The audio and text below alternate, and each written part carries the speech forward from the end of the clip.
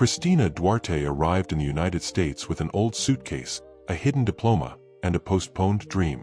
She traded books for mops, classrooms for empty hallways, and learned how to live unseen, cleaning the floors of a company that never looked her way. She faced humiliation, swallowed her pride, and learned to smile in silence. No one there knew that behind that green uniform was a woman carrying a secret powerful enough to change everything. Until the day a millionaire made her cry in front of everyone, and, without realizing it, opened the path to the greatest lesson of his own life. No one ever noticed Christina Duarte walking into the building at 9 at night. While the office lights went out one by one, she arrived in her green uniform, badge hanging, and headphones unplugged, just to listen to the silence. Boston slept outside, but inside, the echoes of the day still lingered. Laughter, phone calls, orders. Christina walked among the desks like someone crossing a field of memories. Every closed laptop reminded her that she had once been one of those people, a woman with a brilliant resume and academic dreams. Now, she was cleaning the very floors she once hoped to walk as an equal. She never complained. There was no time for that. She had come from Brazil chasing stability, but found only bills, homesickness, and double shifts. Her uniform was her armor, and her bucket, a silent sword. Between one hallway and the next, she wiped away her tears before they could turn into weakness. Executives passed her without a glance, and when they did look, they saw only a cleaner, not the woman who spoke 10 languages, who translated scientific papers in her spare time, who read French newspapers just to keep her accent alive. No one imagined the secret she carried. Sometimes, while scrubbing the floors on the 8th floor, Christina remembered the day she defended her thesis back in Brazil. There had been applause, praise, promises of a bright future. But life has a way of rewriting the plans of those who think they're in control. A contract error, her father's illness, the need to help her family, and that was it. In a few months, she was in another country, unrecognized, trying to start over. We think we control destiny, she often thought, but it's destiny that controls us. Even so, she had a strange talent for turning exhaustion into poetry. While polishing the glass desk of millionaire Mark Dalton, she observed his expensive books and modern paintings on the walls. "The taste of money is the same in any language," she murmured with a faint smile. Dalton was one of those men who never noticed who served the coffee or took out the trash, a man used to giving orders and being obeyed. Christina saw him every day from afar, unaware that his name would soon change her story forever. Her cleaning co-workers joked that she had the eyes of a teacher. And they were right. Christina carried herself with poise, spoke with precision, and had a calmness that unsettled those who thrived on chaos. Yet behind that serene face was a woman tired of being invisible. Humiliation was a word she knew by heart, but she had learned to swallow her pride without letting bitterness show. "Hold it in, girl," she'd whisper to herself. "Tomorrow's another day." Some nights, when she cleaned the investment department's offices, she overheard things she wasn't supposed to. Market strategies, business secrets, decisions worth millions. It was like watching a luxury film without being allowed inside the theater. She often wondered how people so intelligent could treat with such contempt those who made that place livable. But life had already taught her one quiet truth: not all knowledge comes from books, and not all wisdom wears a suit. The smell of disinfectant mixed with the expensive perfume left behind by the executives. Christina looked out the window and saw the city lights reflected on the freshly cleaned floor. She thought about Brazil, her mother's laughter, the morning coffee, the sound of buses in the street. She missed it all. But the memory of unpaid bills quickly pulled her back to reality. "Faith and patience," she would say. "Tomorrow has plans of its own." Sometimes the building's janitor, an older Haitian man named George, would stop to chat. "You speak differently, Christina. You studied a lot, didn't you?" She'd smile and change the subject. "Ah, just a little." Her secret, the languages, stayed locked away like a hidden treasure. She knew that if she told anyone, they might not believe her. Or worse, they'd laugh, as others had before. The world, after all, loves to laugh before it applauds. But destiny is a master of irony. One winter night, Christina found a crumpled piece of paper under Dalton's desk, a contract draft, poorly translated from French. Her instinct was to correct it, but she stopped herself. "Not my business," she thought, slipping the note into the trash and continuing her work. Little did she know that in just a few days, fate would lead her straight back to that same language, and to the same man who had never seen her. The next morning, as she mopped the marble floor, she heard hurried footsteps and raised voices. Emergency meeting. International investors. Tension everywhere. Christina took a deep breath, unaware that this would be the day her story stopped being invisible, and that the humiliation about to come would be the first step toward the greatest lesson of her life. It was a cold morning in Boston, the kind where even the sun seems tired. Christina had been asked to clean the conference room before the executives arrived. Everything looked perfect, almost too perfect. The glass table shone, the chairs were lined up neatly, and the smell of fresh coffee filled the air. She was fixing the flowers in the center when she heard confident footsteps and laughter echoing down the hallway. Millionaire Mark Dalton entered first, followed by foreign investors and nervous assistants. She quietly stepped back into her corner, as she always did, trying to disappear. But sometimes, fate refuses to stay silent. Dalton spoke loudly, full of himself, showing off his flawless English and his air of authority. "Gentlemen, this is the company that's going to change Boston's financial market," he said, with that rehearsed smile of someone who believes he's untouchable. Christina pretended not to hear, but every word seemed to carry a quiet disdain for anything that wasn't success. As she discreetly picked up a fallen bottle, one of the secretaries bumped into the table, spilling coffee all over the papers. The sound froze the air. Dalton turned sharply, his eyes landing on Christina. "Shut up and do your job, woman. This isn't a place for someone who can't even speak English properly." The sentence sliced through the room like a blade. The silence that followed was almost tangible. Christina stood still, the cloth frozen in her hand, unsure if what she'd just heard was real. The humiliation crawled down her face like cold sweat. Some executives looked away, others pretended to adjust their ties, trying to hide their discomfort. Dalton, satisfied with his own outburst, turned his back as if nothing had happened. Christina took a deep breath. Inside, something broke, but it wasn't anger. It was a deeper kind of pain, the kind that asks what you've done to deserve such contempt. She lowered her eyes, finished cleaning the spill, and picked up the cup. On the outside, she looked calm. Inside, she was fighting a war. "Don't cry here," she told herself. "They don't deserve your tears." The millionaire went on with the meeting as if nothing had happened, cracking jokes about maintenance people, while the others laughed in that cowardly, nervous way that sounds like applause for cruelty. When she left the room, Christina leaned against the hallway wall. Her heart was pounding as if it wanted to escape her chest. The taste of humiliation lingered bitter on her tongue, but she swallowed it. "Faith and patience," she whispered, her mantra. George, the janitor, walked by and asked, "You okay, Christina?" She tried to smile. "I'm fine, George. Just tired." But he knew. Everyone knew, except the one who needed to learn the lesson. That night, at home, the silence was heavier than her aching body. Christina spent hours staring at the ceiling, replaying every word, every look of disdain. This isn't a place for someone who can't even speak English properly. The phrase echoed in her mind, branding itself into her soul. She knew it wasn't true, she did speak English. And much more. But the wound wasn't from the insult itself, it came from knowing that, to Dalton, she wasn't a person. She was a uniform. A rag. A nameless detail. While Boston slept, Christina took out an old notebook and began to write. On each line, a different language: Portuguese, English, French, German, Italian, Arabic, Russian, Japanese, Spanish, and Mandarin. The words flowed effortlessly, as if her mind wanted to remind her of who she was before the world tried to make her smaller. There, between those pages, lived the secret no one saw. She smiled faintly. One day, maybe they'll find out. In the days that followed, Dalton acted as if nothing had happened. The millionaire's pride didn't allow remorse.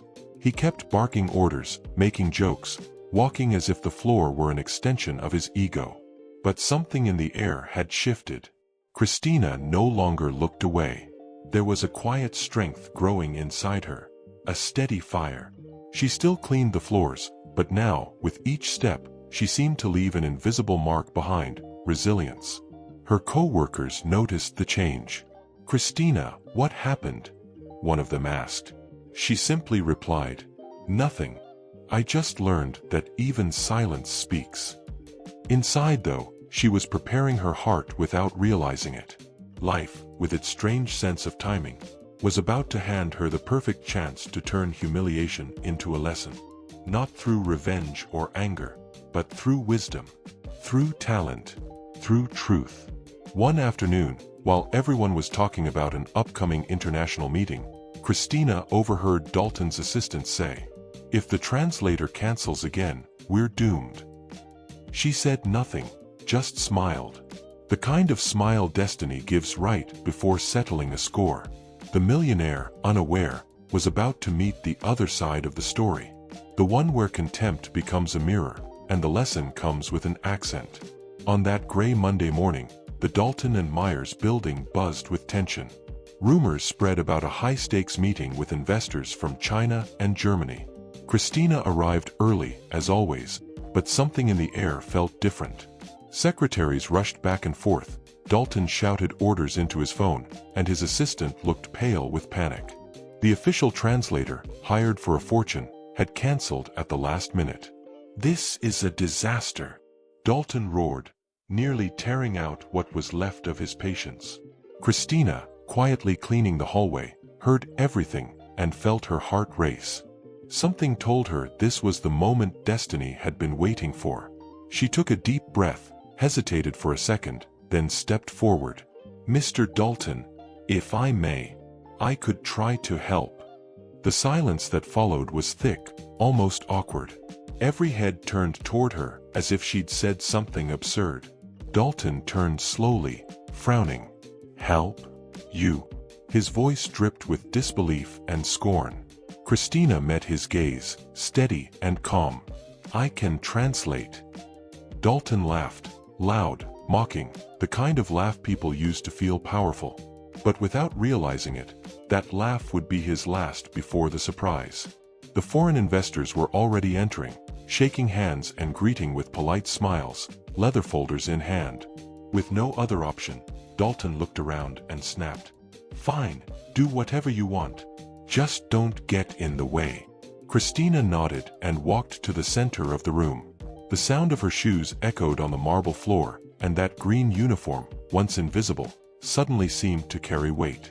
When the Chinese executive began to speak, Christina listened closely, then replied in flawless Mandarin. The entire room froze. The words flowed from her mouth like music, every tone, every pause, perfect. Dalton blinked, confused, unsure if he was dreaming. The German investor said something in his language, and Christina answered instantly. Then she switched to French, Russian, even Arabic. The once tense atmosphere turned into a reverent silence. She wasn't reading notes or checking a dictionary. Everything came naturally, as if each language were a living memory of who she used to be. The secret she'd hidden for so long was finally breathing.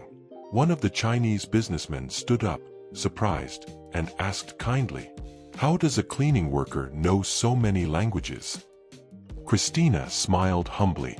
"The world speaks in many voices, sir. I just learned how to listen." The man nodded, impressed. Dalton, in the background, crossed his arms, trying to hide his shock. With every sentence she spoke, his pride shrank a little more. The humiliation she had once carried was quietly changing sides. The next few minutes were a silent spectacle. Christina led the entire meeting, translating, correcting, saving technical errors no one else had noticed. The contract that had been falling apart slowly came back together, thanks to her precision.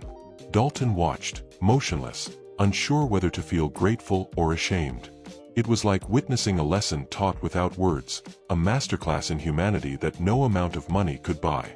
The millionaire, so used to commanding others, was now discovering the value of those who simply serve. George, the janitor, watching from afar, smiled with pride. "I knew it," he whispered. The other cleaning workers stopped in the hallway, astonished, as Christina spoke fluently in languages they couldn't even name. It was as if fate itself, tired of injustice, had decided to show everyone that brilliance doesn't depend on a gold badge. The secret that had once kept her small was now making her stand tall. When the meeting ended, the investors applauded. Dalton didn't move. His eyes were fixed on Christina, as if trying to make sense of what had just happened. The woman he had humiliated in front of everyone was now the reason his multi-million-dollar deal had survived. One of the businessmen walked up to her, shook her hand, and said in heavily accented English, "Your company is lucky to have you." Christina answered with a gentle smile, but her eyes said more than any speech ever could. Dalton finally stood up. The air felt heavy. "Christina, I had no idea that..." He stopped mid-sentence, unable to finish. She looked at him calmly. "I know, sir. No one ever does." The words hung in the air like a bitter melody. The man who thought he knew everything realized he still had much to learn. And he didn't know it yet, but this was only the beginning of the lesson. That night, as the city lights reflected on the glass walls of the building, Christina returned to cleaning the same floor, but something was different. Each step echoed like a reminder that respect isn't asked for, it's earned. And Mark Dalton, still speechless, was beginning to understand that true wealth doesn't live in the wallet, it lives in the soul. The silence after the meeting was so thick that you could hear the clock ticking on the wall. Dalton remained seated, staring at the woman he had once called the janitor. Christina calmly gathered the papers as if nothing had happened. The foreign investors exchanged looks of admiration and whispered among themselves. The air held a mix of disbelief and respect. Dalton blinked a few times, searching for words that wouldn't sound foolish. But how do you explain the inexplicable? The man who always had all the answers was now speechless. One of the Chinese businessmen who had witnessed the scene approached Dalton and said in measured English, "This woman is the true asset of your company." Dalton forced a pale smile, unsure what to do with his hands. Christina simply nodded in gratitude. It was almost poetic. The same man who once laughed at her was now watching her shine before the world. Humiliation had changed owners, and this time, it didn't need an audience. Christina wasn't looking for revenge, she sought quiet justice. Her serenity was disarming. While Dalton tried to regain control, she straightened her uniform and prepared to leave the room. "Wait," he said, his voice trembling. I had no idea." She turned slowly, eyes steady and calm. "No one ever does, sir. People look, but they don't see." That response cut through the air like a mirror. Dalton lowered his head, and in that instant, for the first time, someone finally saw him small. The assistant, who had laughed during the earlier humiliation, now approached, visibly embarrassed. "Christina, you saved the deal. Mr. Dalton will want to talk to you." She smiled, without sarcasm. Conversation is always welcome, as long as it comes with respect. Dalton swallowed hard. The weight of that sentence felt more expensive than any lost investment. The foreign investors clapped quietly, and one of them said in German, "Sometimes, the real value lies in those who clean the rooms where others speak." As the executives left, Dalton stood still, watching her pack up her things. He remembered the tone of voice he had used to insult her, and now, that same sound echoed in his head like a slap delayed by justice. "Shut up and do your job." Now, he was the one who couldn't speak. The irony was painful, but fair. Life collects its debts without warning, and it often does so in the only language we truly understand: shame. Christina walked toward the door, her simple uniform contrasting sharply with the expensive suits around her. Each step she took was a living lesson in dignity. A security guard opened the door for her, and for a moment, everyone just watched. What had happened there wasn't just a business meeting, it was an invisible revolution. For a few minutes, power had switched sides. And the woman Dalton once saw as nobody, now stood as a symbol of everything he never was, humility with greatness. In the hallways, whispers spread like wildfire. Did you see that? The janitor speaks 10 languages. She saved the whole deal. Dalton went pale. The words spread quickly, carrying a mix of awe and guilt. Everyone wondered how many other Christinas might be hiding there. Talents buried under uniforms, stories silenced by prejudice. Christina walked calmly, though her heart raced. It wasn't pride, it was relief. Her secret finally had a voice. When she stepped outside, the cold air brushed her face. Boston felt like a different city. The icy wind brought with it a strange sense of renewal. "Thank you, Lord," she whispered softly. Not for revenge, but for justice that didn't require dirty hands. The true lesson, she realized, wasn't about humiliating someone back. It was about proving, with grace, that a person's worth never fits inside a millionaire's narrow gaze. The next day, Dalton arrived earlier than usual. He asked to speak with Christina privately, but this time, his tone was different. "I made a terrible mistake," he admitted, his voice unsteady. "Your intelligence didn't just save the contract, it saved the company's reputation." Christina listened calmly, like someone who had long learned not to be surprised. "Mistakes can teach us, sir. They just can't be repeated."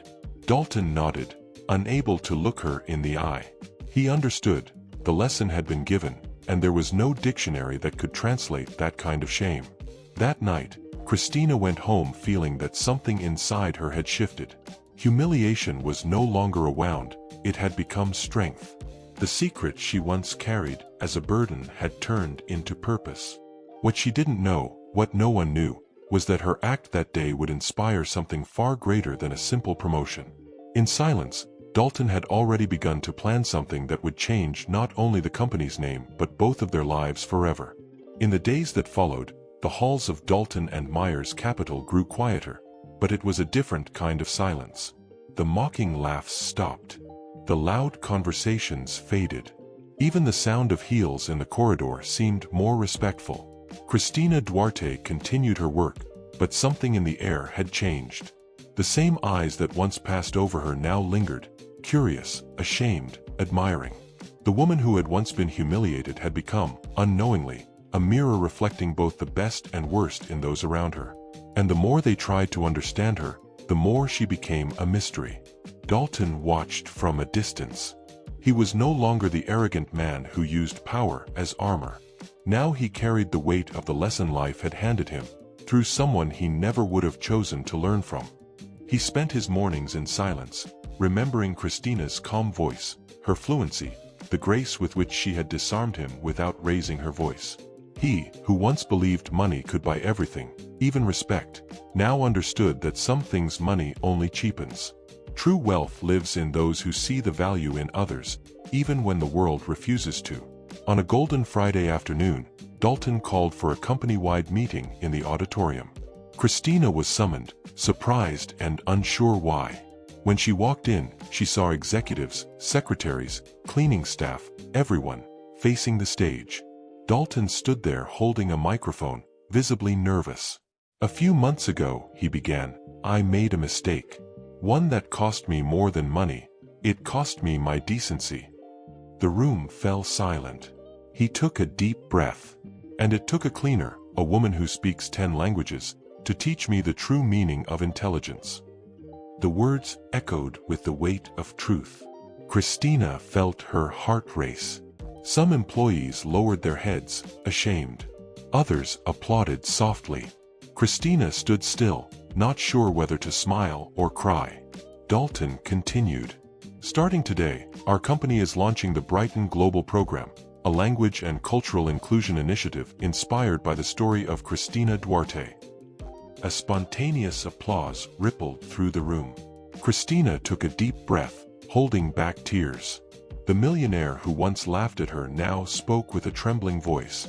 You showed me that knowledge doesn't wear a uniform, and that respect is the first language we should all learn. Christina slowly approached the stage. There was no resentment in her eyes, only serenity. "Thank you, Mr. Dalton," she said with a gentle smile. "Forgiveness speaks many languages too." He nodded, moved.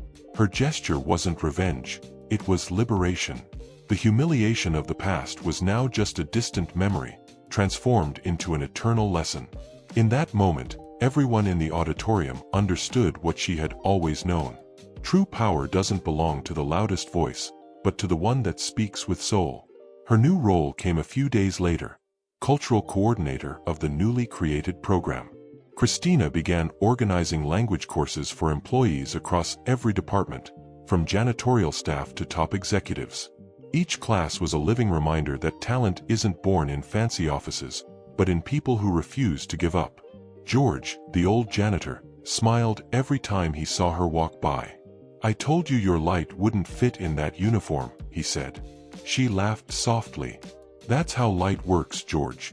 The more you try to hide it, the more it finds ways to shine through." In the same conference room where she had once been humiliated, Christina now gave lectures. The marble floor reflected the glow of someone who had won without hurting anyone. Sometimes she looked out the window, watching the sunset turn the city golden, and thought of Brazil, her mother, the long nights of tears. She remembered all the times she almost gave up.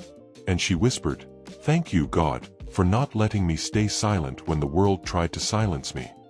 She understood now, the secret to overcoming wasn't defeating others, it was defeating fear. Dalton, sitting quietly in the back of the room, watched her with a mix of regret and admiration. He knew no apology could erase what he'd done, but there was humility enough to learn from the woman he once judged. He now understood that true greatness begins when you admit your mistakes before life forces you to. And, unknowingly, he was learning his most expensive lesson yet. Respect isn't an investment, it's a legacy. Christina never saw herself as a hero. She still walked simply, spoke gently, and treated everyone with kindness. But to those who watched from afar, she was living proof that no one stays invisible forever. Humiliation is temporary. Character is permanent.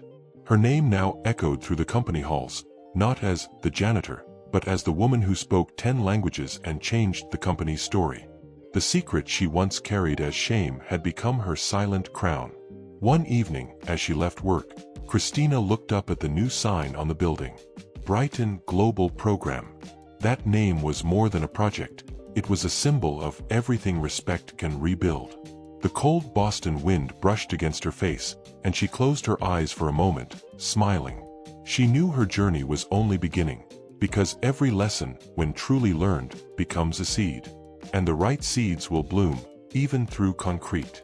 If this story moved you, like this video, subscribe to Fire Story, and tell us where you're watching from. Because stories like this deserve to be heard in every language.